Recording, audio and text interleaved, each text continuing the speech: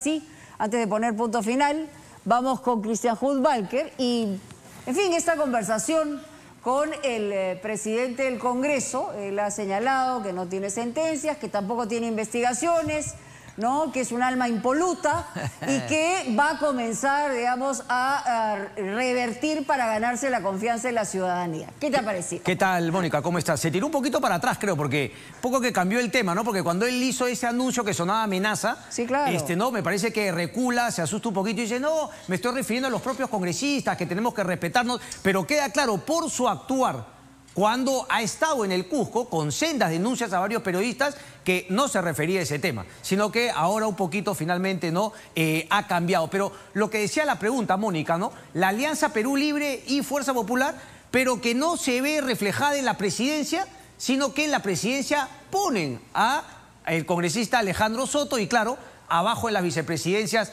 Guerra García y Valdemar Cerrón. Ciertamente. Bueno, y también le preguntamos, ¿no?, sobre el peso que podía tener César Acuña en lo que pueda generar como decisión de bancada el hecho de colocar cierta agenda. Él dice que no, pero en fin, vamos a... Ahí tengo unos detallitos que voy a pasar a comunicar. De todas maneras, y a todo el mundo. Muchas gracias. Ponemos punto final. Adelante contigo. Bien, nosotros arrancamos sin medias tintas. Suéltame la cuña, por favor, José.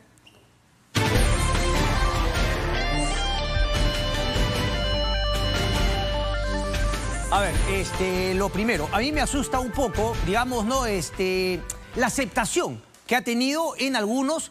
Claro, no voy a hablar de los que obviamente crítico con Pedro Castillo, tremendamente crítico, pero que ahora silba, sopla y finalmente dice, no, un mensaje no positivo, algunas cosas, no, que, digamos, no enganchó bien, no mandó un mensaje de fuerza, de unión, de confianza, etcétera, pero en términos generales bien. Entonces, lo que tengo que decir un poquito lo que adelanté el día viernes. Para mí ha sido un discurso mediocre, pero que no se esperaba otra cosa de una presidente mediocre conformada o conformando un gobierno completamente mediocre.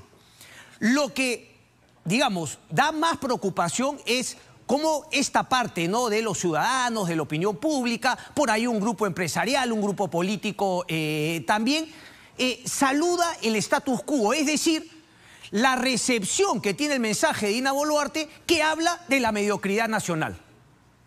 Yo me he quedado alucinado. Solamente voy a coger un botón. Alejandra Costa, en su columna el día de ayer en el diario El Comercio, creo que en el clavo.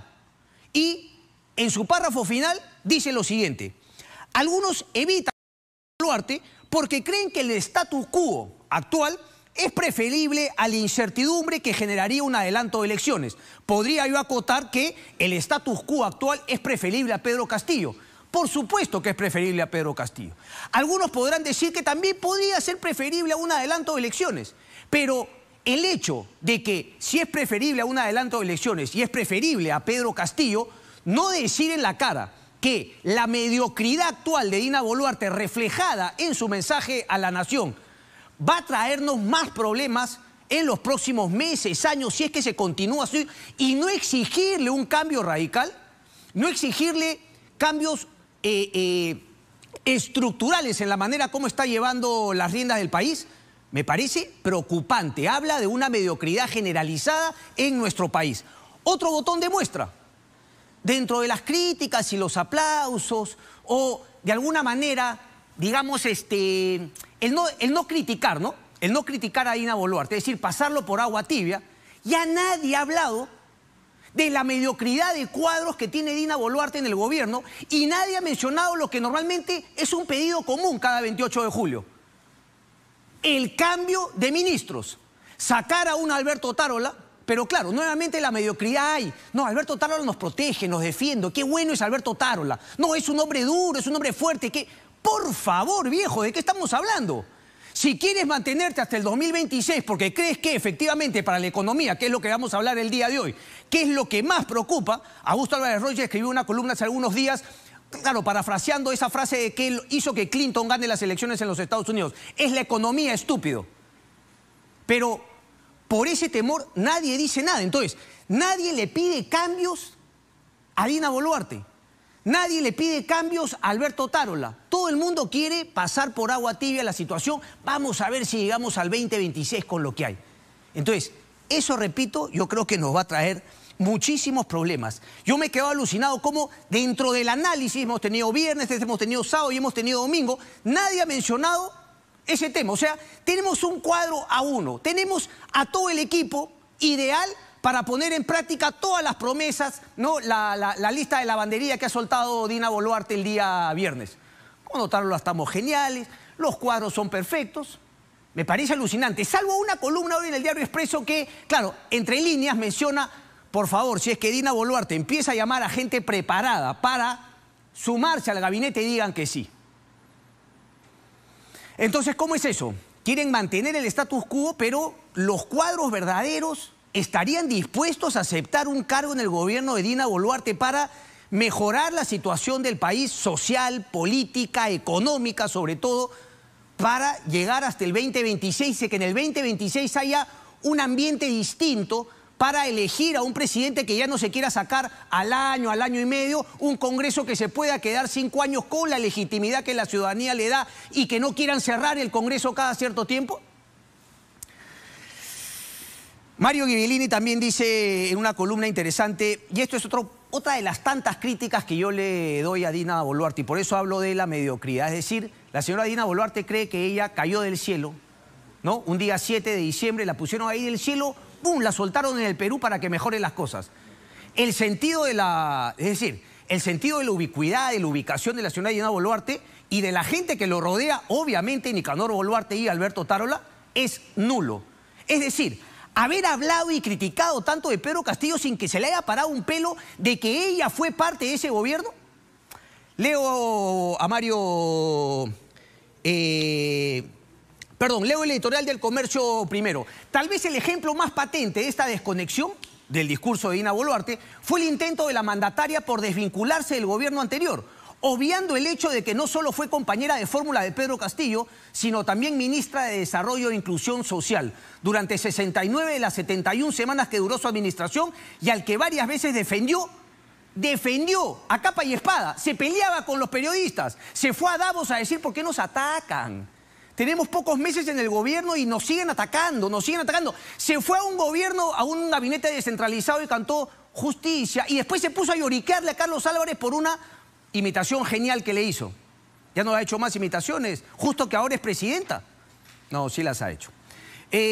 Sólidas evidencias sobre la corrupción que campeaba en su interior. Y aquí Ghibellini nos ilustra y nos recuerda. Cuando, ante las denuncias periodísticas sobre el pillaje y la sintonía con Sendero y el Movadef en el Ejecutivo, clamó: basta, basta los señores de la prensa, seamos proactivos, seamos pro patria peruana. Y luego añadió: la prensa sigue dando vueltas con las mismas preguntas que no hacen bien a la sociedad. O como denunció en Davos, Suiza, que a pesar de que tenían apenas 9 mesecitos en Palacio, la oposición no los dejaba gobernar en paz. Bueno, ahora claramente la oposición en el Congreso al menos te deja gobernar en paz y sin embargo no tiene nada que mostrar. Y además el lloriqueo de echarle la culpa a que le llegó de la nada el niño, de que le llegó de la nada el dengue, y partiendo de la falacia de que si no hubiesen habido esas cosas, ella se hubiese dedicado a otros problemas fundamentales, estructurales del país, y ahorita estaríamos, ¿no?, con, como dice, ¿no?, los pescados volando con su limón, pescadito frito volando con su limón para ser degustados inmediatamente. O sea, una falacia, pero repito, no preocupa a lo de Dina Boluarte porque era lo esperable de este gobierno mediocre y de su gabinete mediocre. Lo que preocupa es la recepción, ¿no?, los comentarios respecto del mensaje. Y claro, como bien dice Alejandra Costa, como no anunció la estatización de nada, como no vino con ninguna locura, la mediocridad es tal que se aplaude. No, sí, más o menos, positivo. La cosa se va a complicar mucho más. Hay una columna de César Campos que ya profundiza, ¿no?, en la, digamos, en la debilidad de este gobierno y sobre todo en la falta de sintonía con la realidad.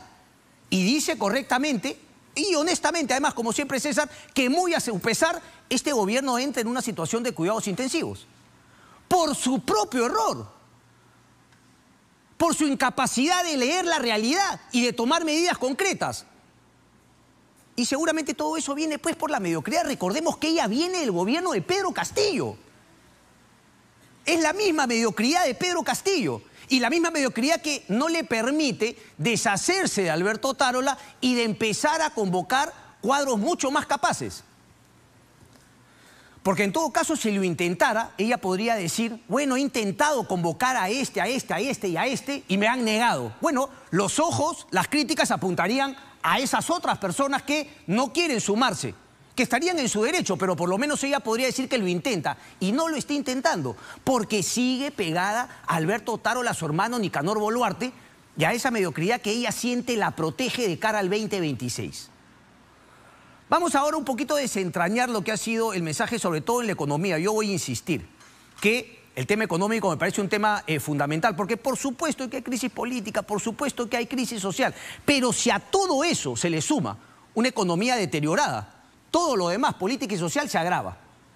Si hay una economía que comienza a avanzar, puede dar aire para poder resolver esos problemas que son igual de importantes. Porque si hay algo que se saluda, el día viernes estuvimos con 2 economistas en la mesa de la cobertura del mensaje, y si hay algo que es positivo y se saluda es que muchos economistas, que cuando vino el famoso Michael Porter en Agunca en Cusco, los empresarios lo botaron a patadas porque le dijeron, oye, esta falacia de creer que la economía va por un lado y la política por otra, esta falacia de creer que van a entrar a la OCDE sin haber hecho reformas institucionales, sin instituciones las democracias no funcionan, y si las instituciones no funcionan, la economía también va a sufrir. No hay cuerda separada entre política y economía, por lo menos hoy por hoy. Todos en el mundo económico y empresarial, bueno, no todos parece, ¿no? Porque, claro, si estoy diciendo que al comienzo mucha gente aplaude el discurso de Dina Boluarte, pero bueno, una buena mayoría ya se da cuenta que es insalvable. Las cuerdas separadas entre política y economía no existen. Si no van de la mano, estamos fregados. No podemos nunca dar ese salto a ser miembro, por ejemplo, de la OCDE, un país desarrollado no solamente económicamente, pues. El PBI per cápita no define el desarrollo de una nación, también lo define la capacidad justamente de instituciones democráticas. Y por eso es que en el Perú, según el último Latinobarómetro, la gente le tiene menos fe a la democracia. Solamente para poner en contexto lo que acabo de decir respecto del gobierno de Dina Boluarte y los miembros de su gabinete. Una crónica buenísima de Carlos Cabanillas en el diario Perú 21, con las manos en la mesa. Justamente lo que conversábamos con Mónica Delta. ¿Cómo hacía Alejandro Soto en la presidencia del Congreso cuando lo que todos están hablando es una alianza entre Fuerza Popular y Perú Libre? Bueno, parece que ni para eso se pudieron poner de acuerdo Perú Libre y Fuerza Popular. Y quien armó el tinglado fue nada más y nada menos que Cecita Acuña. Carlos Cabanillas lo cuenta, voy justamente a leer, invitar de paso a que lean su crónica en Perú 21. Dice, ha trascendido que hasta la semana pasada hubo 7 reuniones entre los partidos de izquierda. O sea, vayamos 3 semanas y media, 4 semanas atrás, cuando efectivamente hubo un acercamiento entre Fuerza Popular y Perú Libre. Coqueteos vas, coqueteos vienen. Al final, Flavio Cruz le dijo, no hay nada de esto. Vino acá el programa y dijo, nada que ver, Cristian, nosotros jamás iríamos con Fuerza Popular. Es cierto, se rompió esto que habían empezado a tratar de conversar. Pero aquí es cuando entra César Acuña. Y finalmente él sí logra la alianza. Se lo sigo contando. 7 reuniones entre los partidos de izquierda. Una vez que ya había roto esos coqueteos con Fuerza Popular, la izquierda está decidida a ir sola. 5 de ellas se realizaron en el local de Podemos Perú. La primera en el local de Perú Libre con la presencia de Vladimir Cerrón. El consenso era que la izquierda iría en bloque. La séptima, ojo al piojo, y última reunión fue en el Cascajal, un restaurante del INSE propiedad de Guillermo Aliaga, según lo revelado por Juan Cheput. Dice, ahí estuvo también Ruth Luque, vocera alterna de Cambio Democrático Juntos por el Perú, y Flavio Cruz, vocero de Perú Libre. Era viernes 21 de julio y la izquierda aún pensaba ir como un sólido bloque en una sola lista. Ahora paso al punto 2, ¿no? De esto más o menos, si lo ponemos cronológicamente, una línea de tiempo. A la salida de esa reunión en el restaurante Cascajal, una congresista de Avanza País, intento detectarla entre líneas de las notas de Carlos Cabanillas, llamó a Patricia Lee. Patricia Lee es la presidenta de Somos Perú. Además con algunas denuncias también y algo en su historial respecto a este partido Somos Perú, que recordemos llevó a Martín Vizcarra como candidato a la presidencia. La parlamentaria, quien sería muy cercana a López Aliaga, convocó a Lee a una cita en una casa de La Molina. Ahí tienen una clave, ¿no? Actualmente en Avanza País, pero amiga de López Aliaga, es decir, habría entrado con Renovación Popular. Ya, si saben sumar, empiecen a echar. Dice, ella acudió en compañía de su compañero de bancada, José Gerí. La casa era de César Acuña, habla de Patricia Lee, quien dirigió en todo momento la reunión. El líder de APP le ofreció la comisión de presupuesto a Somos Perú. Vamos a ver si esto se materializa en los próximos días, porque ahora empieza justamente el reparto de las comisiones. Esa comisión de presupuesto era lo que ansiaba Podemos Perú de José Luna. Es más, la había tenido 2 años, quería un tercer año. Dice, el trasfondo de la negociación era simple. Acuña aseguraba contar con el respaldo del gobierno. Y eso también tiene una implicancia, digamos, en los hechos. Recordemos, ¿cómo se llama el ministro de Salud, José? José, el ministro de Salud. Ministro de Salud, miembro del Partido de Alianza para el Progreso, César Vázquez, ahí presente también el día de ayer. Es decir, César Acuña en un vínculo directo con Palacio de Gobierno, con Dina Boluarte. Por eso lo vimos tan activo, no solamente en la votación para la mesa directiva, sino el día 28. ¿Qué otro líder de algún partido político fue? Yo solamente recuerdo a César Acuña. Y luego continúa. Acuña había convencido a Perú Libre de compartir la lista. Es decir, saca a Perú Libre del intento de ir en una sola agrupación, en una sola propuesta de grupos de izquierda, y deja tirando cintura a Flavio Cruz, quien hizo su pataleta el día de la votación, pero sigue, porque no ha sido de los pocos que han renunciado a la bancada de Perú Libre. Ojo, lo más importante de esta nota. Acuña había convencido a Perú Libre de compartir la lista. La negociación habría incluido resolver los problemas judiciales del hermano del entonces futuro segundo vicepresidente del Congreso. ¿Cómo se va a materializar eso? Si es que así fuese, como lo cuenta Carlos Cabanillas, es una pregunta y habría que estar bastante atentos. Porque si hay efectivamente un respaldo, una alianza entre Acuña y el gobierno de Dina Boluarte, y que ahora se va a materializar también con la mesa directiva en el Congreso de la República, habría que ver si es que en el Ministerio Público también hay un brazo de este grupete de amigos que se juntó para presidir el Congreso de la República.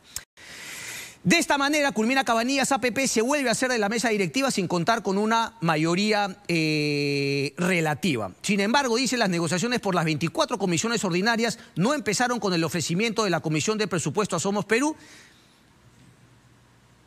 que de esta manera le quita la codiciada comisión a Podemos Perú, y de ahí viene Acción Popular quiere economía, Fuerza Popular Constitución, para evitar justamente lo que anunció Valdemar Cerrón el día de la elección de la mesa directiva, que me parece que además era un poquito más tribuna, ¿no? El tema de insistir con la Asamblea Constituyente. Entonces, César Acuña nuevamente reaparece de la mano de Dina Boluarte, trae la otra mano a Perú Libre, lo junta a Fuerza Popular y tenemos al distinguido presidente del Congreso, Alejandro Soto, con varias denuncias. No sabemos finalmente su historial respecto de cosas concretas como político, preside la mesa directiva del Congreso. Y seguramente todo esto se va a confirmar o descartar cuando en los próximos días veamos la conformación de las comisiones en el Congreso de la República. Y ahí está el respaldo.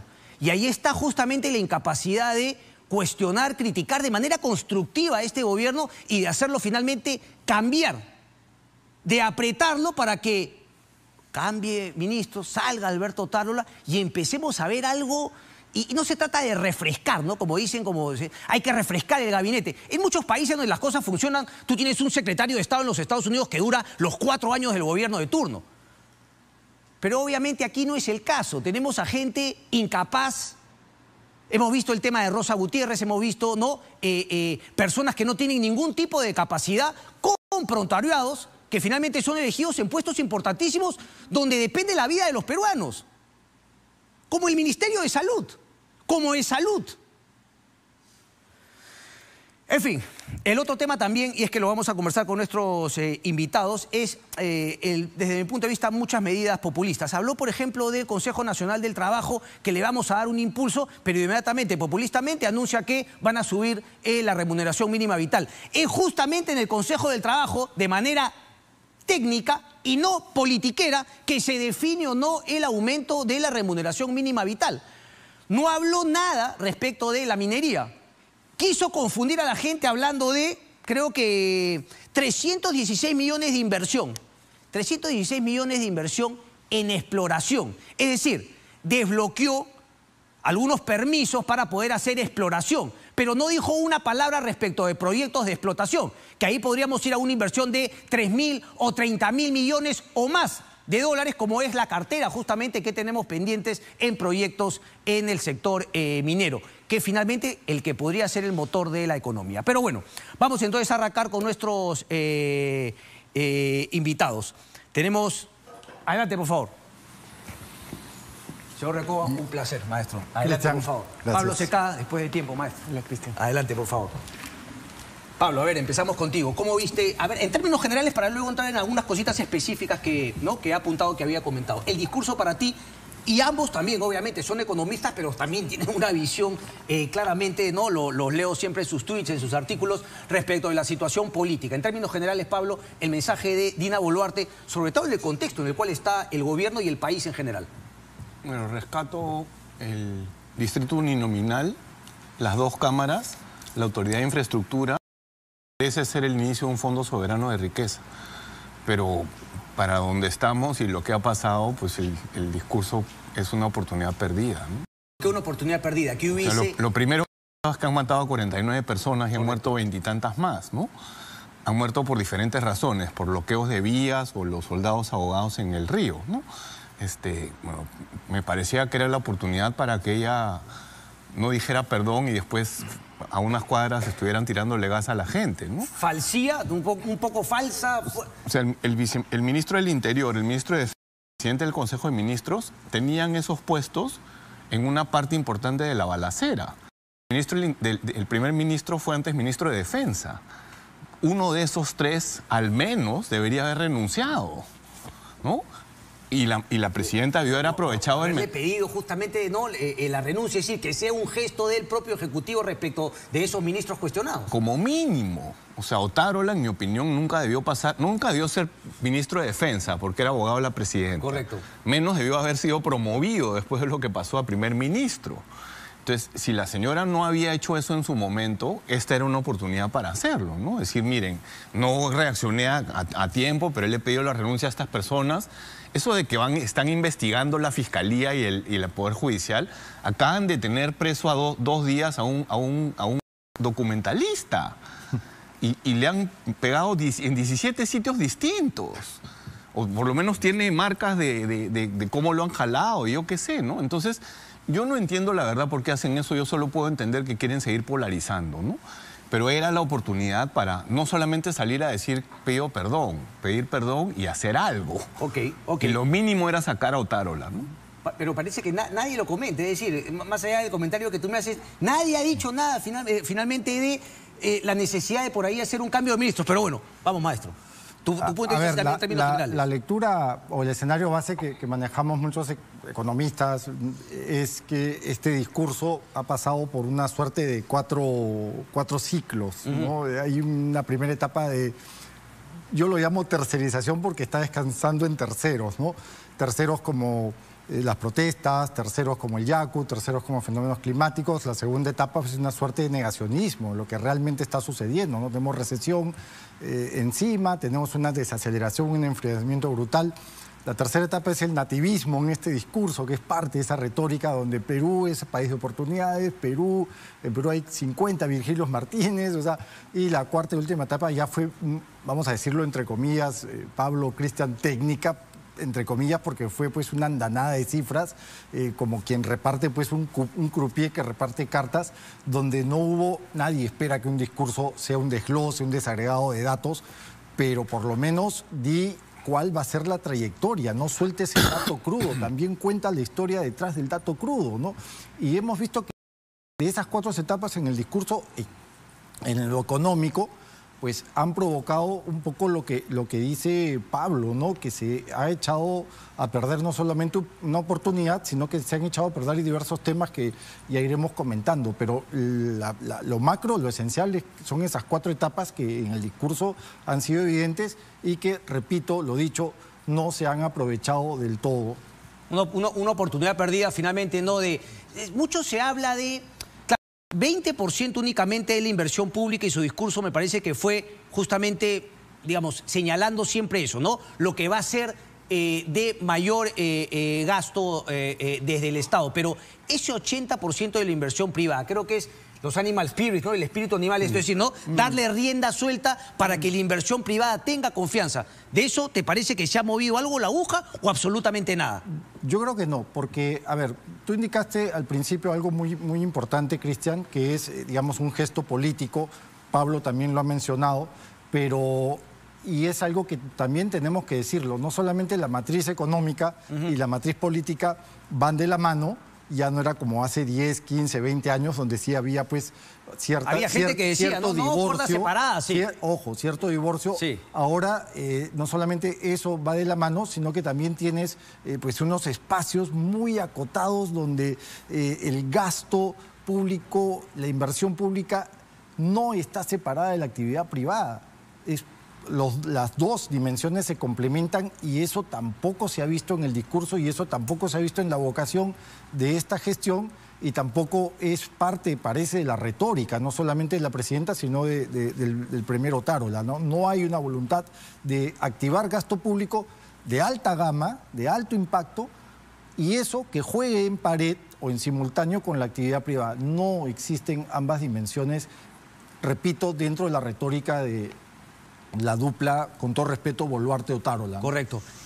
Pablo, pero entonces, ¿por qué habría sido recibido, digamos, con cierta tranquilidad en sectores un poquito no económicos, sectores empresariales más que todo? Me parece haber leído, bueno, sí, bien, me parece que es nuevamente, es mi punto de vista, la mediocridad de decir, bueno, claro, estamos mejor ahora con Pedro Castillo, pero nadie efectivamente exige otro tipo de cambios y, digamos, mensajes bastante más potentes de cara a reactivar la inversión privada. ¿Por qué, digamos, esa medianía de mucha gente decir, bueno, sí, un mensaje más o menos bien claro? Si no se anuncia ninguna expropiación ni nada, parece que con eso la gente se contenta.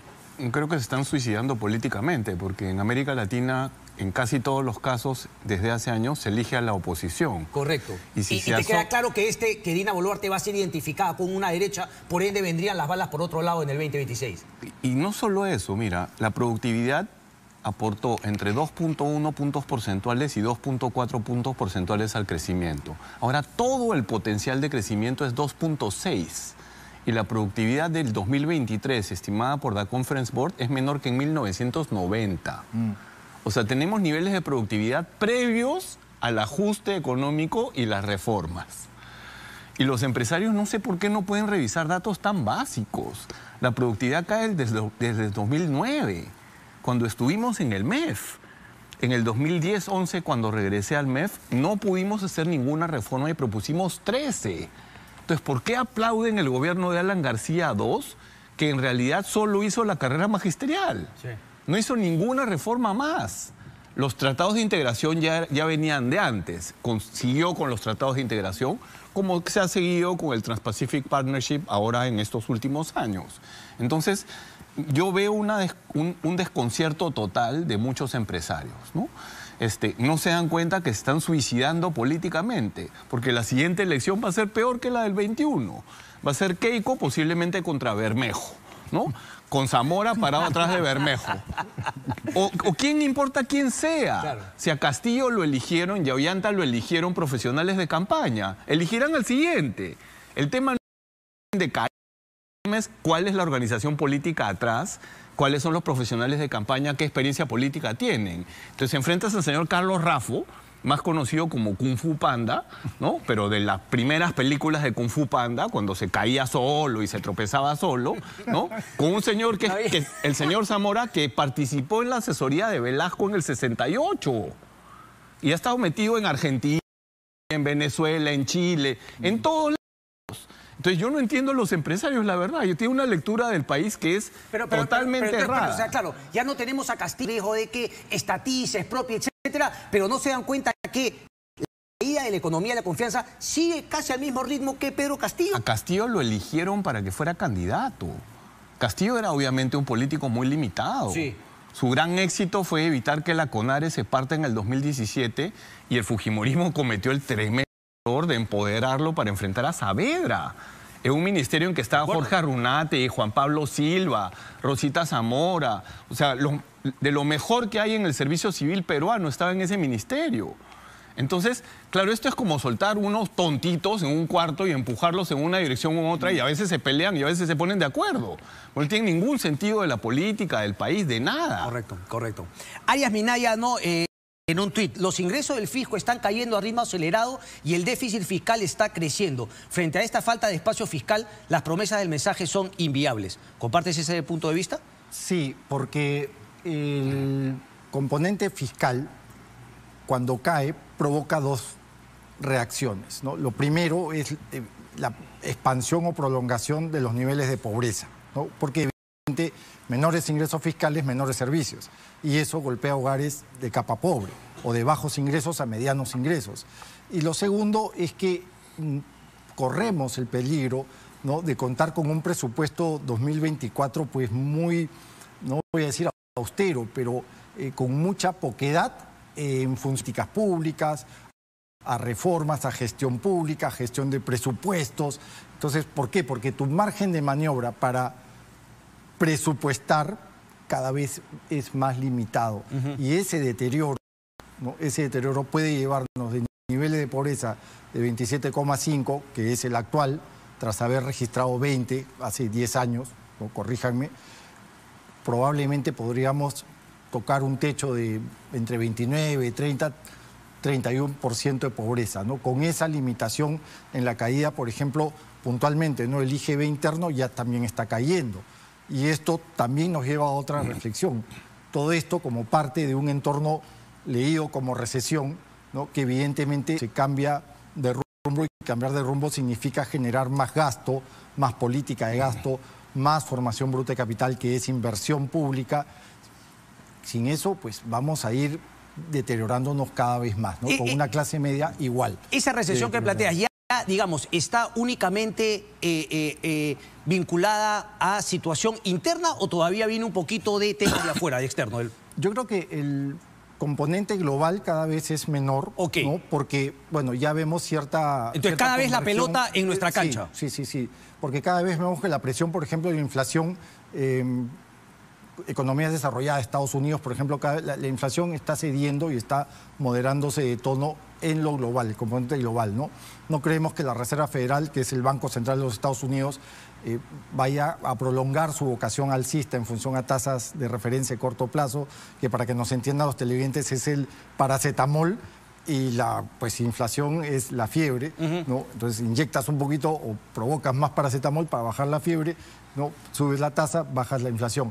Creemos que no va a ser esa la vocación del central estadounidense, con lo cual ya el componente externo no es que quede relegado, pero creo que más, como bien dices tú, está en función a políticas públicas reales de gasto, con potencia de gasto, e insisto, ¿no?, con gasto de alta gama.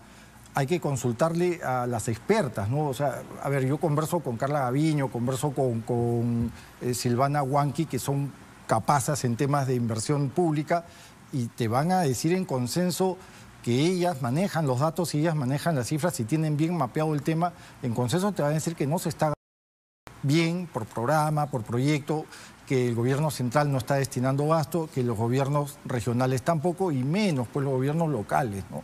Pero puro bururú, porque si habla justamente de darle el mayor peso al gasto público, sabemos que tiene un problema el Estado peruano y sobre todo este gobierno en gastar eficientemente, ¿no?, los dineros públicos, pues no tenemos nada. Claro, nadie habla tampoco de una farra fiscal, de soltar, de abrir el caño y ya entrar con todo, pero por lo menos gasto de alta gama. Lo que hemos escuchado el sábado, ¿no?, fue una retahíla de números, insisto, ¿no?, un number dropping de la patada, ¿no? Pero no, como tú bien dices, fue puro fururú, porque no tenemos todavía pues no sé, una red vial potente, que Yabeco ya terminó. Sí. O sea, las Bambas puede defender un poquito, pero no tenemos una línea ferroviaria, no tenemos unas alianzas público-privadas sólidas, no tenemos obras por impuestos. La autoridad de reconstrucción con cambios está, no sé si estancada es la palabra. Se viene otro niño ahorita. Y se viene en 5 meses un niño. Entonces no sabemos más o menos cuál va a ser el rumbo y cuál va a ser la trayectoria. De momento sabemos que no existe mayor espacio de gasto y por lo tanto público, y por lo tanto la inversión privada está todavía en veremos, ¿no? ¿Qué podría cambiar este gobierno para finalmente impulsar un poco la inversión privada? Porque claro, dentro del anuncio se habla de una petroquímica, no sabemos quiénes son, esto venía desde hace buen tiempo, pero no sabemos finalmente si es algo concreto, cuánto tiempo demorará, pero digamos, no, lo más a mano era efectivamente comprarte el pleito de dar la cara, de ir a convencer, claro, algo que parece bastante difícil para un gobierno tan deslegitimado como el de Dina Boluarte, pero proyectos mineros. Y habla, sin embargo, solamente de 300 millones respecto de proyectos de exploración para que las empresas puedan ir a hacer sus diamantinas, etc. Pero ningún proyecto minero. ¿Te parece que eso también habla de que efectivamente ni siquiera ella está convencida de que puede cambiar la situación económica del país? Mira, primero el niño. La Autoridad de Reconstrucción con Cambios es la más capacitada para enfrentarlo y le están dando 265 millones, sí, que no es nada, ¿no? Porque le están dando un montón de dinero a los gobiernos subnacionales y a los ministerios. Va a ser un desastre, ¿no? La autoridad no está diseñada como debería, está maniatada. La gracia de la autoridad es que renegocias los contratos sobre la marcha. Si te ponen un montón de burócratas encima de compras públicas y de obra pública, te quitan la gracia, digamos, claro, ¿no? Pero igual es mejor que un gobierno subnacional, ¿no? Te saco un poco de la discusión típica. Ya. Si tú trabajas de manera con sentido de ciudad, 5.7 hectáreas, atraes 1.000 millones de soles de inversión y vendes 3.400 departamentos. Ese es un pedacitito de ciudad. El que tiene la llave para generar mayor inversión privada mañana es el alcalde, no la presidenta, porque ya se aprobó el plan urbano. Lo que tendría que hacer es aterrizarlo. El plan urbano podría traer muchísima inversión de fondos soberanos de riqueza, de fondos de infraestructura. Entonces, le están preguntando a la persona equivocada. El alcalde de Lima es el que tiene la llave para generar más inversión privada, número uno. Número dos, los mercados, hay 2.900 mercados en todo el Perú, son un desastre. Y no se tiene que meter plata del Estado, se tiene que cambiar la gobernanza de los mercados. ¿Quién va a financiar una cooperativa en que un comerciante puede trabar una decisión de todo el resto? O sea, un mercado de 1.999 pueden estar de acuerdo y uno en desacuerdo y se acabó la transacción. En el corredor minero hay un proyecto de un tren. Hay un proyecto de un puerto, hay un megaproyecto de irrigación que se llama Pampa Verde, un proyecto antiguo de 200.000 hectáreas. ¿Y eso por qué no avanza? Porque nadie está preocupado por sacarlo. Tienes que sentar a una persona con un poquito de sentido de las cosas y un poquito de experiencia a trabajar cada uno de estos proyectos, a ver cuáles son de verdad o no, no para que se lo gane Juancito, para concursarlo. El puerto de Marcona lo está proponiendo una mina china. Que los chinos se vayan a hacer negocios a Bolivia, Venezuela, África. Pero acá acá no queremos eso, acá queremos competencia. Acá queremos el mejor operador posible, del mejor puerto posible para el corredor minero, que tendría un tren. ¿No? En energía verde, nuestro país tiene una oportunidad. Chile nos está dando ventaja, pero hay un proyecto de energía verde relevante, no el que mencionaron de gas, de petroquímica, que es un proyecto que en mi opinión no está armado. Pero creo que sí menciona el tema de la... ¿Dices la eólica, Nica? No, energía verde es otra cosa. Energía verde es eólica y solar. Correcto. Para producir con la molécula del hidrógeno metanol, amonio y nitrato de amonio verdes, con biomasa, no comprándole CO2 a Aceros Arequipa o a Cementos Lima, a Unicom, ¿no? UNACEM, perdón. Entonces, ¿por qué es importante la energía verde? Porque se puede exportar. Entonces, le podemos exportar energía verde, por ejemplo, al Japón. ¿No nos interesaría tener una relación más estrecha con el Japón en un mundo que se ha partido en una guerra fría que ya está ocurriendo, según Niall Ferguson y otras personas más? Entonces, ¿cómo puede ser que a la presidenta nadie le pueda decir cosas tan básicas como esta? ¿No te parece lógico que nadie se lo pueda decir por el entorno que tiene alrededor? No, si los mensajes presidenciales suelen ser lo mismo. Cada ministerio y cada dependencia pública escribe 15 páginas. Y recibe la pobre persona que hace el discurso presidencial 400 páginas. Ya, pero lo que voy es que entonces no hay ni una visión de parte de la presidenta y tampoco tiene finalmente la gente que le pueda Ni del ministro de Economía, ni de los ministros que están en el gabinete. Entonces coincide que debería, en lo que yo decía en el editorial, que deberían haber cambios de personas en este gobierno o también es inviable que le vayan a aceptar un cargo a Dina Boluarte. Los ministros tienen que ser políticos. Sí. Más en un gobierno débil, en un país que tiene instituciones precarias donde las mafias están en hora loca. Hace años que las mafias están en hora loca. Has descrito lo que pasó. Sí. La señora Patricia Lee de Somos Perú, tú sabes perfectamente cómo consigue candidatos para sus puestos. Sí. Igual que lo hizo Avanza País en la última elección. Entonces, ¿cómo puede ser que el país dependa de estos sujetos?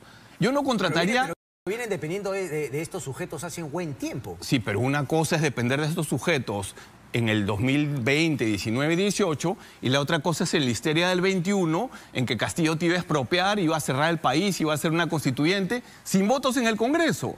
O sea, ¿cómo? Con las Fuerzas Armadas, ¿no? ¿Esas son las Fuerzas Armadas cómo han reaccionado? Correcto. O sea, ¿qué tal falta de lectura de la política? A mí me llamaban políticos con experiencia de 15, 20, 30 años, y me decían, ¿pero qué podemos hacer? Tenemos que ir por la traición a la patria porque el país se nos va de las manos. Ahora, nuevamente el tema, quiero volver a Dina Boluarte, pero entonces ella habla del Consejo Nacional, dice que va a aumentar la remuneración mínima vital. ¿Qué te dice eso, digamos, de todo el discurso? Es decir, ¿es una falacia? ¿Es simplemente una pose para el populismo? Entonces quiere decir que, más allá de lo que ha dicho, ni siquiera tiene una certeza de que eso que ha dicho en un mensaje anodino lo va a poder cumplir. Bueno, un paréntesis, un mensaje larguísimo. Además, por eso mismo, un mensaje como que quiso confundir, engañar, no dijo nada. Me parece que fue el mensaje más largo de la historia, ¿no? Un pequeño paréntesis previo. Es importante y es evidente que hay que fortalecer una institución como el Consejo Nacional del Trabajo. Ahora, que ella, como presidenta, que Otárola como premier e incluso el ministro Contreras asuman la relevancia del hecho de darle potencia al Consejo Nacional del Trabajo de cara a que se tecnifique el tema de la remuneración mínima vital y no sea un discurso antitécnico, populista, etcétera. Bueno, ya eso lo tenemos que someter a escrutinio. Pero es justamente la contradicción de decir, voy a impulsar, pero al mismo tiempo apruébame el aumento del sueldo. Es que no es técnico, pues, no es técnico. No revisa, pues, datos básicos, así elementales, como diría Pablo, como, no sé, 4/5 informalidad, el 98% de las empresas en el Perú son PYME, MIPE, si me apura son MIPE, ¿no? Entonces, esa fragilidad, esa vulnerabilidad de la empresa local, ¿no? 9 de cada 10 son chiquitas, son microempresas sin capital de trabajo, con un costo financiero que es 4 al año, o sea, no hay un rumbo, repito, no hay un sustento técnico. Más bien lo que hay es soltar datos y no sustentarlos. La remuneración mínima vital, bacán, que le des facultades o potencia o 2.0 al Consejo Nacional de Trabajo, dáselo también a la Autoridad de Reactivación con Cambios, dáselo a muchas instituciones, pero hazlo como parte de una política pública. Y sabemos que lo que tenemos ahorita en el Gobierno Central, en el Ejecutivo, es de todo, o hay de todo, menos gestores políticos. Clarísimo. El ministro de Economía, Contreras, no, lo pregunto, no, sí, muy bien, técnicamente y todo, pero es justamente un ejemplo de lo que tú dices, o sea que no basta hoy por hoy, sobre todo, con que sea un técnico, sino tendrías que tener una persona en economía con un perfil, además de técnico, obviamente, también político. Siempre deben ser políticos. Javier Silva Arrueta era una persona que se molestó mucho conmigo porque lo corregí una vez que habló de deuda. Yo lo vi en un foro grande de empresarios de todo el mundo y era una máquina. Sabía exactamente a dónde ir para hablar de qué y dejaba el mensaje y se iba al siguiente grupo, entraba al grupo inmediatamente. Te estoy hablando de los gerentes y dueños de los bancos más grandes del mundo. Sí. Y el señor se movía como un pez en el agua. Camet no, Camet era un tipo parco que decía sí, que decía no, pero sabía Él contuvo a Montesinos hasta que lo sacaron. Correcto. Ismael Benavides es una persona que a muchas personas no les cae bien, pero iba todas las mañanas y todas las noches donde el presidente para abrir el día y cerrar el día. Eso no tiene nada que ver. La carrera de servicio civil que se hace en un ministerio no termina en el puesto de ministro, termina en el puesto de viceministro. El ministro tiene que ser un político. Ahora, para darle algo, pues, del beneficio de la duda a Dina Boluarte, ¿tú crees que ella tenga intención de buscar a alguien de ese perfil o finalmente no lo tiene? ¿O hay algo que por ahí ni siquiera lo piensa o evalúa porque tiene la certeza de que le van a decir que no? No, mira, yo he trabajado de asesor de 2 ministros donde Alan García y pienso que el señor García fue una persona que destrozó nuestro país. Si tú quieres hacer políticas públicas acá y que tu jefe sea un tipo probo y el jefe de tu jefe sea un tipo probo, pues estás fregado porque acá no funciona así. Entonces deberías poder aceptar más allá de que tengas estos encuentros y claro, pedir simplemente la independencia y la autonomía para tú manejar tu ministerio. Pero un político, una persona que tenga peso, una persona que tenga 60 y tantos años, que ya tenga sus bienes consolidados, que no tenga que pedirle un sol a nadie, una persona que haya negociado un directorio, que haya negociado un proyecto de 2, 3 mil millones de dólares. Y eso no lo ves actualmente en el gabinete. Pero el señor vino del ministerio, pasó por director, viceministro y exministro. Esa no es una carrera de servicio civil. Pero entonces, ¿crees que la mediocridad, digamos, en el entorno, en el gabinete, es casi igual a la de Castillo actualmente con Dina Boluarte cuando no se dan, por ejemplo, los perfiles que Pablo plantea? Hay determinada prolongación de esa vocación, ¿no? O sea, se nota, por ejemplo, cuando tienes un plan, y te lo respondo con un ejemplo concreto, ¿no? A ver. Compunche Perú nació entre diciembre del 2022 al apuro entre diciembre del 2022 y enero del 2023. O sea, lanzaron un PowerPoint muy simpático, muy bonito, ¿ya? Pero que ahora ese plan Compunche Perú tiene un avance del 30%, se supone que terminaba en junio, prometió pues 5.900 millones de inyección, no está, repito, eso no está dentro del programa, está en 30%, 130.000 puestos de trabajo desde el Estado, con todo respeto, no es empleo sostenible, autosostenible, prolongado, porque nadie hace línea de carrera pues limpiando, con todo respeto, segunda vez, carreteras o infraestructura agraria. Necesitamos un ministro político y técnico, desde luego. Yo lo plantearía, un poquito parafraseando a Pablo, lo plantearía en términos castrenses, ¿ya? O sea, ¿cómo así? Los ministros no pueden ser oficiales de caballería, ¿no? Muy bonitos, montados en sus caballos, muy elegantes. Tienen que ser también, no, en lugar de eso tienen que ser oficiales de infantería, combatientes, tienen que arrastrarse, tienen que ensuciarse. Tienen que ir a la pelea en el buen sentido política, de la palabra. Ensuciarse en el buen sentido de la palabra. No digo, pero lo que dice Pablo, ¿no? Si tienes el perfil político, también tienes que dar la batalla. Tienes que ser un combatiente, hablar, exacto, claro. ¿no? Tienes que ser combatiente y tienes que tener, no solamente ser un combatiente, sino horas de combate, ¿no? Tienes que tener horas de vuelo. Y no estamos viendo eso. O sea, Contreras puede hacer, con todo respeto al ministro Contreras, puede hacer unos PowerPoint de campeonato. Saludamos que se haya prolongado, extendido un poquito el plan Compunche Perú, pero si eso nuevamente no lo acompañas de reformas en gestión pública, reformas en gestión de presupuestos, de eso no va a valer nada, ¿no? Okay. Con la experiencia, ¿no? que tienes también ahí yendo asesorado, ¿no? a políticos también, es decir, ¿se pueden hacer estas cosas presidiendo del Congreso de la República, que sabemos la situación finalmente del Congreso? En energía verde no hay ley, pero en realidad puedes avanzar un montón.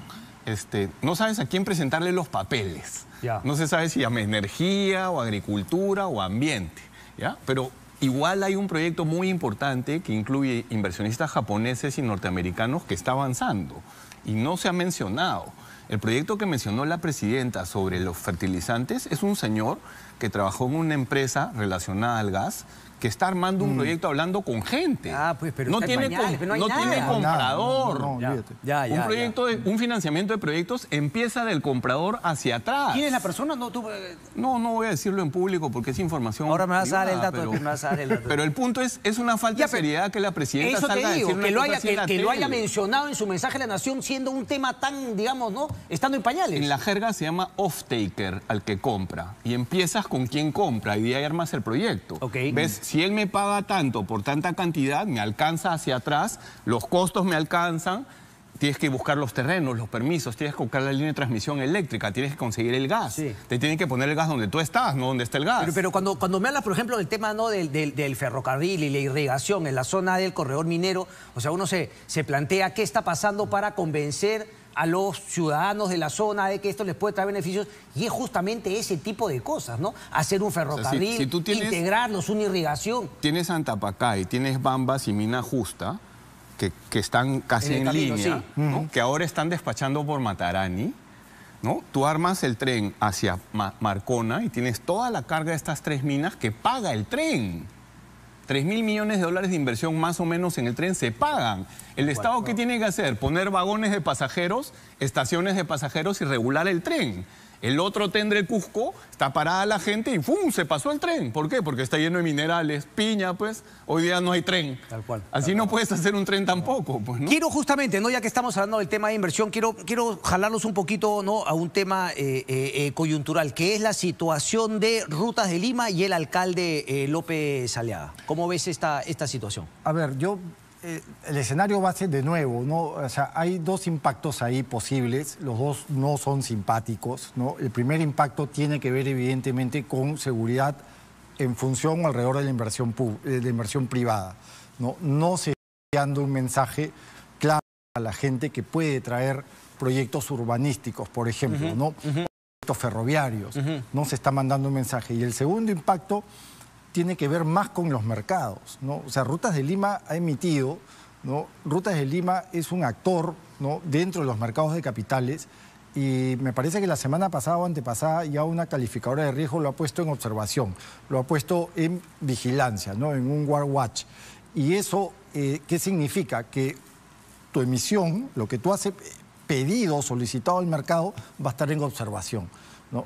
¿Y por qué? Por este entramado, por esta suerte de bravuconada, vamos a decir, populista, evidentemente, antitécnica, evidentemente, donde están colocando en una situación muy complicada a una empresa que está colgada a un mercado de capitales y una empresa que está colgada a un sector que necesita proyectos viales, que, ¿no?, es transporte. Y además, que es transporte. Y además ella misma tiene proyectos, tienes un tramo de la carretera al norte, un tramo de la carretera al sur. Entonces, todo ese ecosistema se está poniendo en peligro por un tema de un gobierno local, de una cabeza de gobierno local que no, de nuevo, no es un gestor público, no es un gestor público, no tiene experiencia. Pablo, ese tema. Mira, cuando se hace un contrato, lo ideal es poner una cláusula de corrupción. Entonces dice, si uno de los operadores... Eso también es cierto. Bueno, no sé cuántos de los contratos ya tienen cláusula de corrupción. Creo que ahora es obligatorio. A partir del 2015, 2016, el gasoducto sí hizo cláusula de corrupción. Habría que revisarlo. Correcto. ¿No?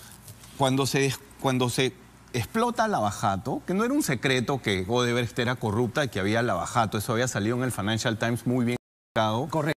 Un organigrama que explica cómo entró el BNDES, Itamaraty, Hacienda, sí, Petrobras.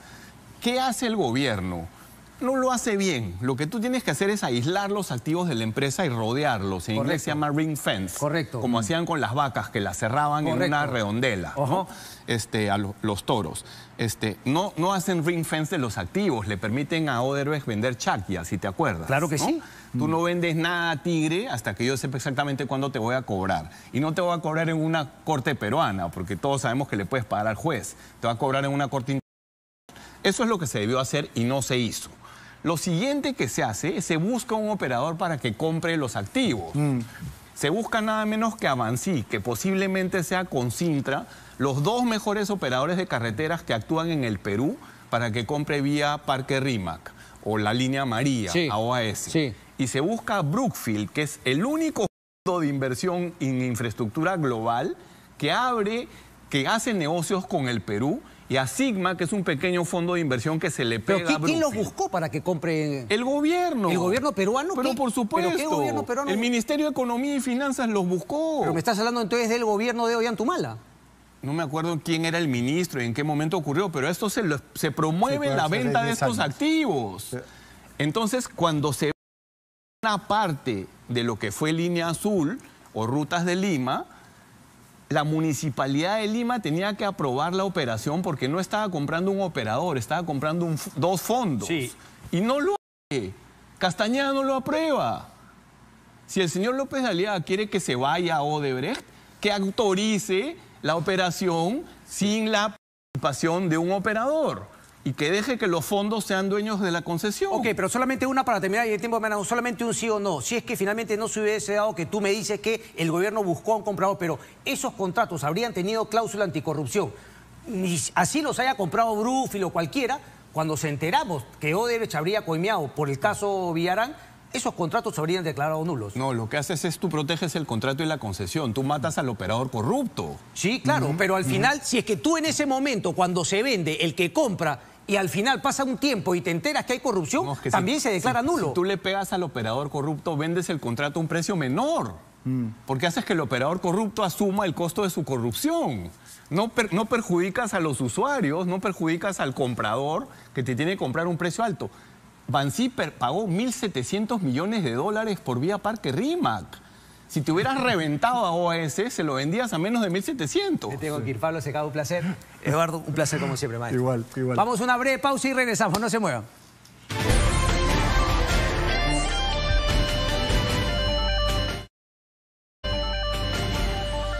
Bien, vamos rápidamente a una nueva pausa y regresamos para conversar con los amigos de Latina Deportes. Ya venimos.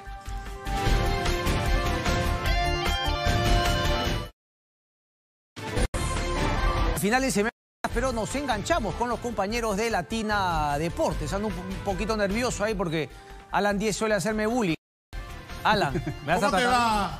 ¿Cómo te va, Cristian? ¿Todo bien? Todo bien, Alan. ¿Tú qué tal?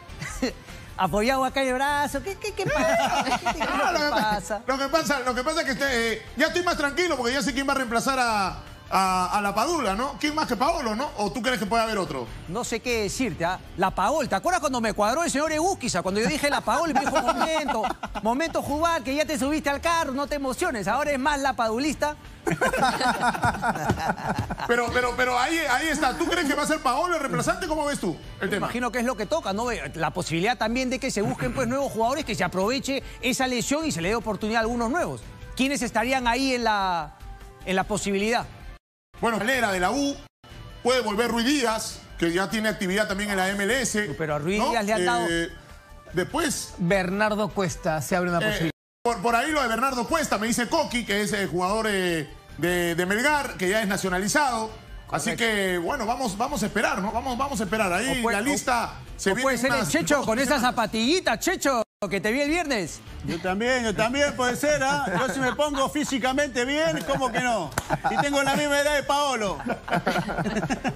Listo, Cristian, te mando un abrazo, cuídate. Saludos Listo, a todos. señores, empezamos el programa. Dale la cuña, dale.